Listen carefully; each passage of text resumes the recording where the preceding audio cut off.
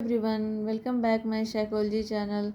तो कल के वीडियो में हम लोग पढ़े थे ethical value in research, ethical issues in psychological research में आने वाले एथिकल इश्यू के बारे में।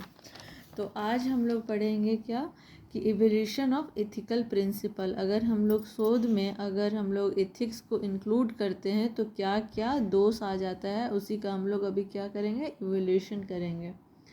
तो अनुसंधान नैतिकता का उद्देश्य ज्ञान की खोज और मानव अधिकार की सुरक्षा के बीच संतुलन बनाना है। अनुसंधान का नैतिकता का उद्देश्य क्या है? ज्ञान की खोज करना और मानव का जो अधिकार है उसके बीच संतुलन बनाना है, जिससे विज्ञान की उन्नति हो और अनुसंधान में के प्रयासों में शामिल या प्रभावित लोगों को भलाई को बढ़ावा मिले। मतलब क्या हुआ, शोध में जानवरों का जो उपयोग हम लोग करते समय उनके प्रति उचित सम्मान हो, या फिर हम लोग जो इंसान का यूज़ करते हैं रिसर्च में उसके प्रति उचित उनके सम्मान और देखभाल दिखाएं। अनावश्यक या ख़राब तरीके से डिज़ाइन किए गए पशु का प्रयोग ना करें। कोई भी रिसर्च डिज़ाइन ऐसा नहीं बनाए जिससे कि पशु या इंसान का क्या हो, उनका शोध में उपयोग करने से उनका तबीयत खराब हो जाए। मानव विषय संरक्षण, मानव विषयों पर अनुसंधान करते समय हानि और जोखिम को न्यूनतम रखना चाहिए। कि अगर हम किसी मानव पे रिसर्च कर रहे हैं तो उन पे हानि जो है उसको एकदम जोखिम को न्यूनतम स्तर पर रख के ही हम लोग उन पे रिसर्च करना चाहिए। तथा लाभ को अधिकतम करें, उससे ज़्यादा से ज़्यादा हम जो भी रिसर्च करें उससे प्रॉफिट ज़्यादा हो और न्यूनतम जोखिम हो।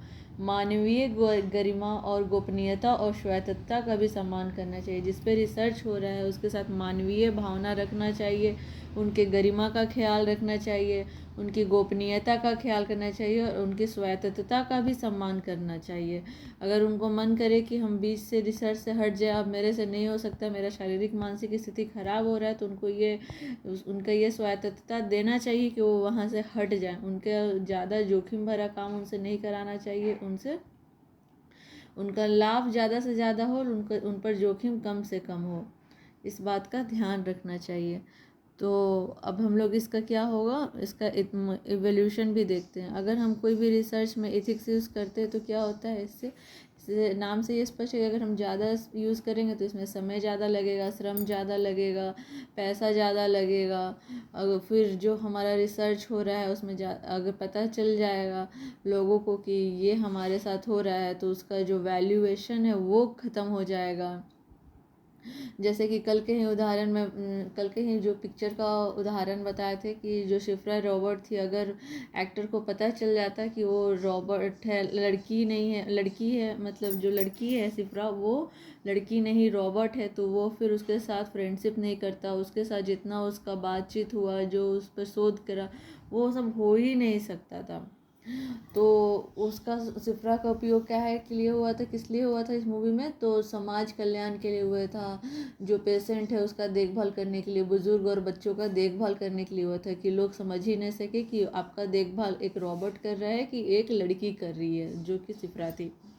तो इस रिसर्च के में यही हुआ कि अगर पेशेंट को पता चल जाए कि वो हमारा जो देखभाल कर रहा है वो रॉबर्ट है, तो वो डर जाएगा, वो न देखभाल करवा पाएगा ना उसे ट्रीटमेंट करवा पाएगा। वो उसके अंदर एक डर आ जाएगा, डर सीमित हो जाएगा कि वो अगर रॉबर्ट है तो मेरे साथ बुरा भी कर सकती है, उसके पास तो दिल नहीं है, उसके पास तो उसके अंदर मशीन है, तो जैसा उसमें डेटा फीचर्स होगा वैसे ही काम करेगा।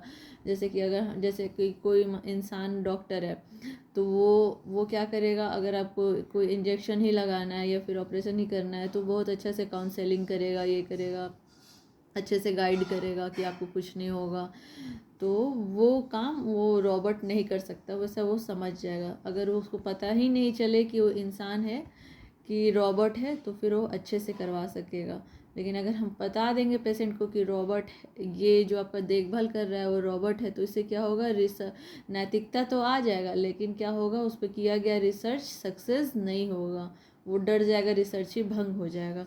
तो यही इसका इवोल्यूशन है। तो इसमें पहला क्या है देखते हैं, मनोवैज्ञानिक सोच संचालित करने का उद्देश्य वास्तव में वैज्ञानिक एवं तकनीकी विकसित करके मानव का कल्याण करना। लेकिन ये नैतिक सिद्धांत कभी कभी ऐसा करने से अनुसंधानकर्ता के मार्ग का अवरुद्ध कर देते हैं। दूसरा क्या है, वैज्ञानिक शोध में कई ऐसी समस्याएं निहित होती है जो कभी कभी जटिल एवं संवेदनशील होती है। ऐसी समस्याओं के साथ नैतिक धर्म उत्पन्न हो जाता है। शोध के कई ऐसे क्षेत्र हैं जैसे विषाक्तता परीक्षण, चिरकालिक पीड़ शोध, दीर्घकालिक प्रतिबंध प्रविधियों का उपयोग तथा चेतन लकवाग्रस्त पशुओं का उपयोग आदि, जिनका संचालन नैतिक सिद्धांतों का उपेक्षा किए बिना संभव ही नहीं है। तीसरा क्या है, तो 1973 में नैतिक सिद्धांतों के कारण न्यूनतम जोखिम वाले शोध को संचालन करना भी कठिन बन गया है। न्यूनतम जोखिम वाले शोध का भी संचालन नहीं हो पाता है नैतिक सिद्धांत के कारण। परिणामतः शोध पर अत्यधिक प्रतिबंध का खुलकर विरोध किया गया।